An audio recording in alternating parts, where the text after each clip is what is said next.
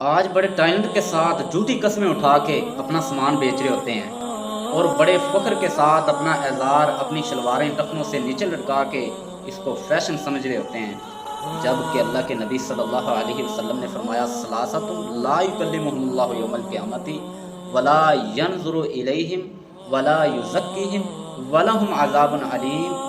کل قیامت کا دن ہوگا، تین بندے ایسے ہیں، نہ تو اللہ رب العالمین ان سے ہم کلام ہوں گے، ان سے بات کریں گے، ولا ینظر الیہ، اور نہ ان کی طرف نظر رحمت سے دیکھیں گے، ولا یزکیہم، اور نہ ان کو گناہوں سے پاک کریں گے، ولہم عذاب علیم، اور ان کے لیے دردناک عذاب ہوگا۔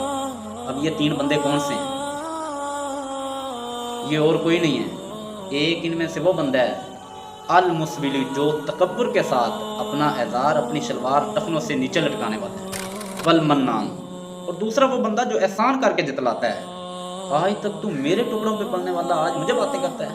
اللہ۔ تیسرا بندہ والمنفق سلعتہ بالحلف الکاذب، اللہ، اپنا سامان جھوٹی قسم اٹھا کے بیچنے والا۔